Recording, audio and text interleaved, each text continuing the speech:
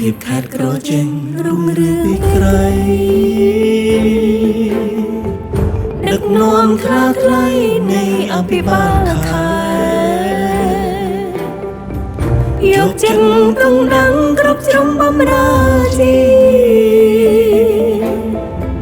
ប្រជាពលរដ្ឋចម្រើនសុខសាន្តក្រោមការដឹកនាំដ៏ខ្ពង់ខ្ពស់ថ្លាថ្លៃសម្ដេចបវរកបតីនៃកម្ពុជា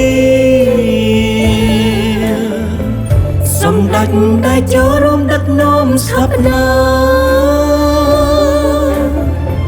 ជាតិខ្មែរថ្លៃថ្លាកិត្តិយសភាពខ្មែរ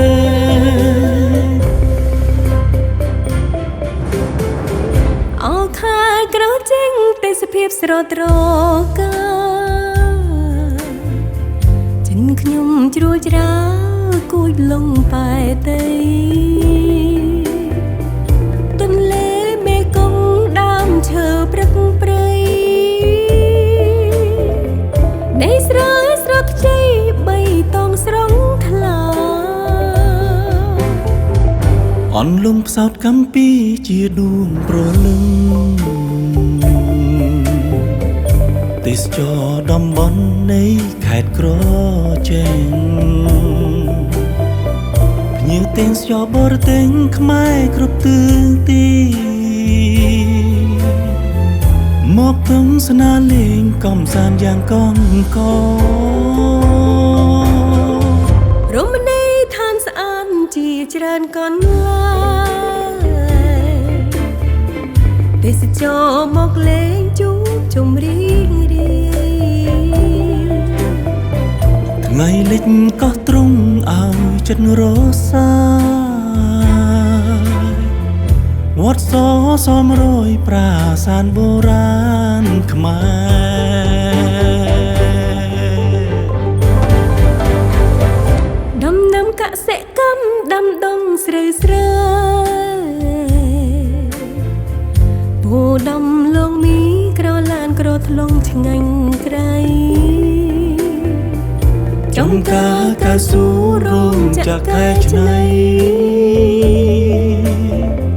ផលិតកង់ឡានឆ្នៃស្វាយចន្ទីនាំចេញទៅបរទេសវឌ្ឍនភាពខេត្តក្រចេញរុងរឿងពីក្រៃដឹកនាំខ្លាខ្លៃនៃអភិបាលខែយកចិត្តទងដឹងគ្រប់ជ្រុងបំរើជី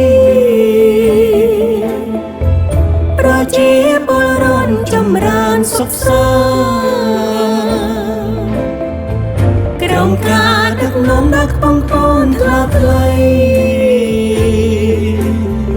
សម្ដេចបវរកបតីនៃកម្ពុជា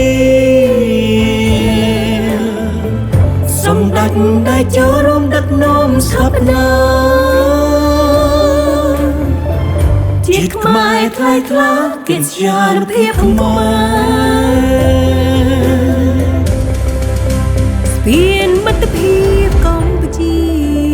ចិនឆ្លងកាត់ទន្លេមេគង្គបានជាប្រយោជន៍ដល់ប្រជាពលរដ្ឋនិងសេដ្ឋកិច្ចជាតិស្ពានផ្សារភ្ជាប់ញា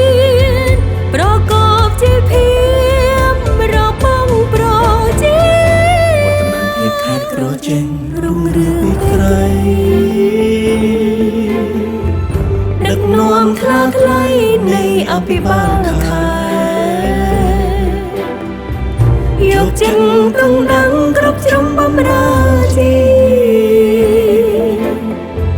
ប្រជាពលរដ្ឋចម្រើនសុខសាន្តក្រោមការដឹកនាំដ៏ខ្ពង់ខ្ពស់ថ្លាថ្លៃ